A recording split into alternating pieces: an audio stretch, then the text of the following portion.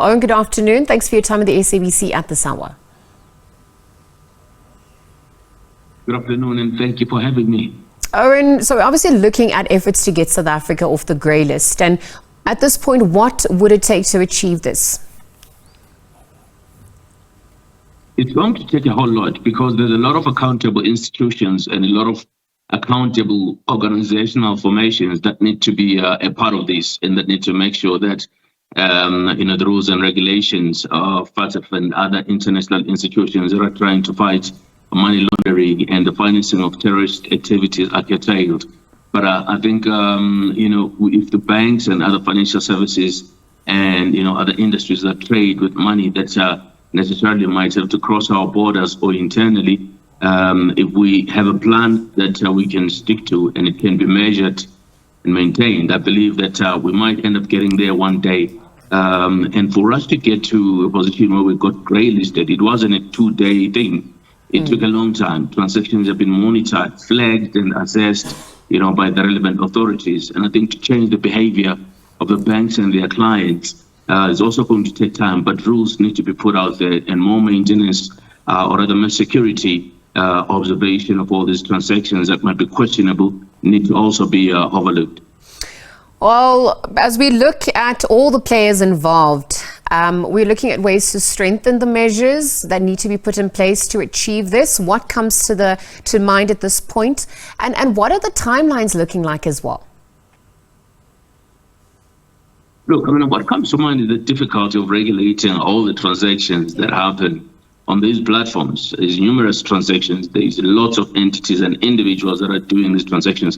It means essentially have to have huge team of people analyzing the possibility that each transaction that is happening is a genuine transaction, is not an illicit transaction, where the end and destination of that money is a crime. So it's very important for us to understand the cost implied here, the cost to the banks and all the other financial services institutions. And it's very important as well to realize that the government and the private sector have to include new costs to make sure that we can aggressively move towards being ungreylisted.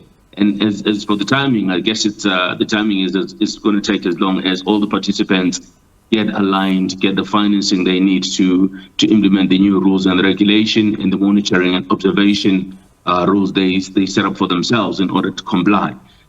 You'll find that organizations will have different capacities to be able to do that. If it was just one organization, it would be easier to predict a time for when this would happen. But I think at this stage, it's a matter of making sure that everyone just puts their best efforts onto the table to make sure that we can get there sooner than later. Because in our package just before our interview, there were chats about friction existing between regulators and the regulated as regulations are pushed. What are you observing on that front? And then if we just look at the state of our economy and its rate of growth, is it enough to mitigate against the harsh austerities? Look, I think that that friction is always going to exist between any regulatory body and the people that is regulating.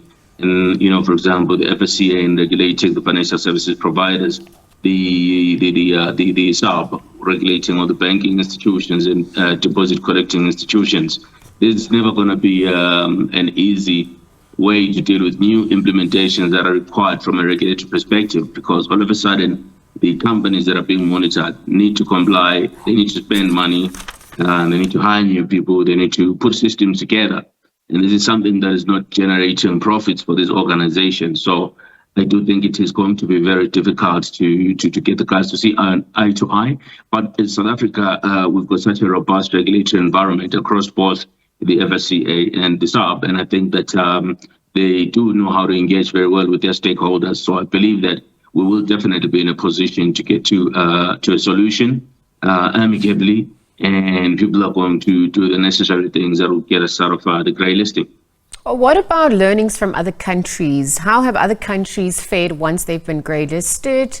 Talk to some of those learnings in a South African context that we could implement as well. So look, I think it's very simple. This one talks to the level of corruption in each country that is being considered. Some countries have got high levels of corruption, and you can rest assured that the bulk of transactions happening through their systems are going to be transactions that will land them in the same position that we are in. because of the quality of transactions, the non-compliance with the SAB, non-compliance with all other regulatory bodies internationally that monitor the flow of funds in the global financial systems.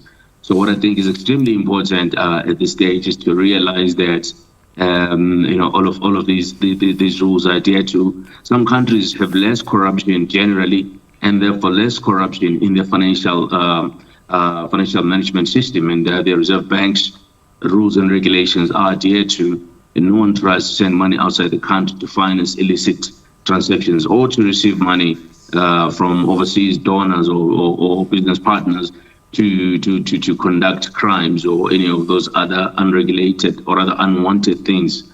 So if there's crime in general and there's crime in the financial system, two countries are going to have a different level of compliance to all these FATF rules and regulations.